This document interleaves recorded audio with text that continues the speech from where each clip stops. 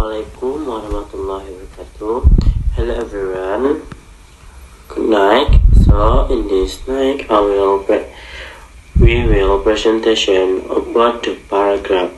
And let me introduce our members. My name is Abdurrahman, student in number 4032000012, and my friend is Ayu Wulandari, student in number 40320014, and the last is Cernia Suciati, student in number 40320038. So in the first presentation is Ayu Wulandari. Time is yours. Alright, Assalamualaikum warahmatullahi wabarakatuh. My name is Ayu Wulandari. My ID number 4032000014. Here, I'm going to present about Group 6 title. The title is the paragraph format. First of all, we must know what is the academic writing. Academic writing is the kind of writing used in high school and college. Academic writing is a formal style of writing in universities and scholarly publications. So the next page is about format paragraph. The format paragraph, the content is first, the paper used 8 inch by 1 inch line, 3-hole paper. That 3 holes should be on the left side as you write on the one side of the paper only. The second, ink used black or dark blue. Third, heading, write your full name in the upper left corner on the next line. Write the course number. On the third line of the heading, write the date the assignment is due in the order month, the year with a comma after the day. Fourth, assignment the title. Center the title of your paragraph on the first line. 5. Keep one line and start your writing on the third line. Indent, move to the right, the first sentence 1 inch from the left margin. 6th, margin leave 1 inch margin on the left and right side of the paper. Also leave 1 inch margin at the bottom of the page. 7. Spacing, leave a blank line between each line of writing.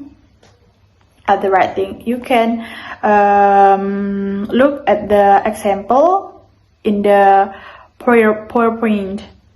So, in bahasa dalam format paragraf, yang pertama adalah kita menggunakan kertas yang berukuran 8 inci kali 11 inci. 3 lubang harus berada di sisi kiri saat Anda menulis.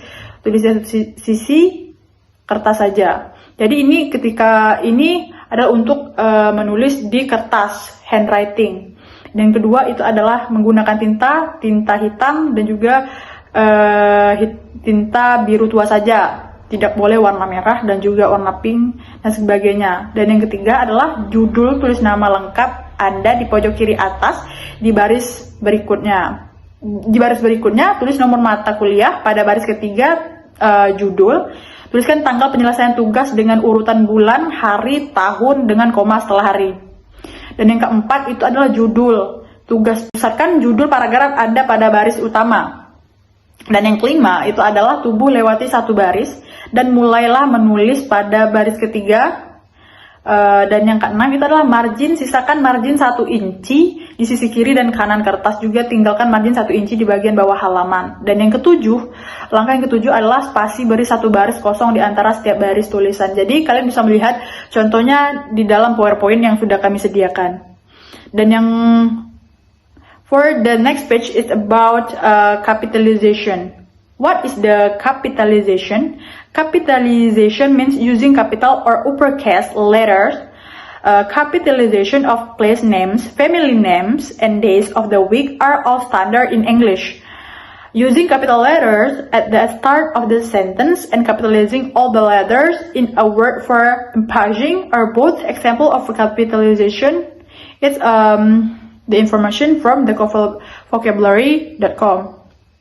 So in Indonesian, in bahasa, apa itu kapitalisasi? Kapitalisasi berarti menggunakan huruf kapital atau huruf besar. Jadi, kapitalisasi nama tempat, nama keluarga, dan hari dalam seminggu semuanya standar dalam bahasa Inggris dalam menggunakan huruf kapital di awal kalimat dan menggunakan huruf besar di semua huruf. Sebuah kata untuk penekanan adalah contoh besar penggunaan huruf besar. Jadi dalam capitalization kalian bisa melihat contoh yang sudah disediakan di dalam PowerPoint yang sudah kami sediakan. Terima kasih atas perhatiannya. The next page can describe from Trinia. Right? Like just that. Assalamualaikum warahmatullahi wabarakatuh. So I will continue my presentation from my friend earlier, and the next slide is writing process. Writing is process that involves at least four distinct steps: pre-writing, drafting, revising, and editing. It is known as a recursive process. While you are revising, you might have to return to the pre-writing step to develop and expand your ideas. Jadi, proses penulisan adalah proses yang melibatkan setidaknya 4 langkah berbeda seperti pre-menulis, menulis draft, merevisi, dan juga mengedit. Ini dikenal sebagai rekursif. Saat Anda merevisi, Anda mungkin harus kembali ke langkah penulisan untuk mengembangkan dan memperluas ide dari penulisan Anda. So, first step is pre-writing. Pre-writing is a set of process to clear your mind before starting to write. What is the purpose of pre-writing? The goal is to relax the mind to be fluent in writing and prevent deadlocks. Jadi, step pertama itu adalah pra-menulis. Pra-menulis adalah rangkaian proses untuk menjernihkan pemikiran Anda sebelum mulai menulis. Tujuan pra-menulis itu apa sih? Tujuannya adalah untuk merelaksasi pikiran agar lancar dalam menulis dan mencegah kebuntuan saat menulis. Jadi, pre-menulis ini dibutuhkan untuk agar saat menulis, pemikiran itu tidak stuck di ide-ide tertentu dan dapat mengembangkan ide-ide yang sudah ada. The second step is organizing. Organizing is the management function that follows after planning. It involves the assignment of tasks. Jadi, organizing ini diambil dari kata organization yang mana terstruktur. Jadi sebelum menulis, setelah step pertama pra-menulis, selanjutnya adalah organizing, yaitu menstrukturkan apa yang akan hendak ditulis agar penulisan menjadi tersusun,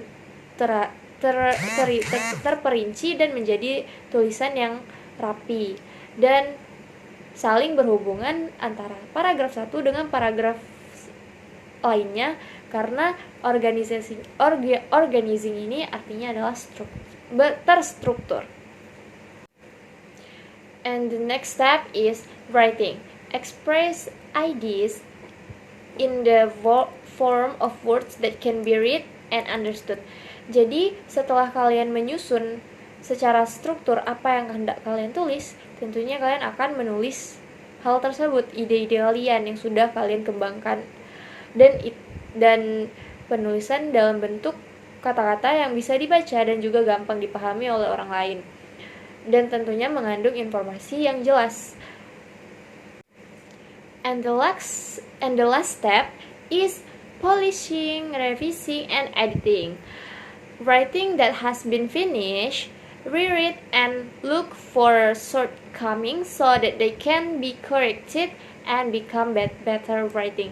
Jadi, setelah kalian menuliskan tulisan kalian, tentunya kalian harus membaca kembali tulisan yang sudah jadi tersebut untuk melakukan revisi, pembetulan lagi apakah ada kalimat yang salah ataukah ada kalimat yang saling tidak terhubung, dan jika terdapat masalah dalam penulisan, kalian dapat mengeditnya kembali dan agar tulisan tersebut menjadi tulisan yang lebih baik lagi, yang tidak memiliki kekurangan dan gampang dimengerti oleh pembaca. Remember that are the important points covered in these chapters. Number 1 is use correct format when preparing an assignment. Second, a sentence has a subject and a verb and be express a complete thought. Third, a simple sentence has one subject-verb combination. A simple sentence may have more than one verb or more than one subject, but it has only one subject-verb combination. Fourth, subject and verb always agree in the number, singular or plural. There are a few special situations that sometimes cause difficulties with the subject-verb agreement. Fifth, a fragment is an incomplete sentence. It is a sentence nor a fragment might be missing a subject or a verb, or might express an incomplete thought. Next, know the rules for capitalization in English. And the last is, the process of writing has 4 main steps: pre-writing, organizing, writing, and polishing. Listening is a useful pre-writing technique to get ideas. Outlining is a good way to organize your ideas. Okay guys, so this our presentation. If I have a mistake, I say sorry. Wassalamualaikum warahmatullahi wabarakatuh.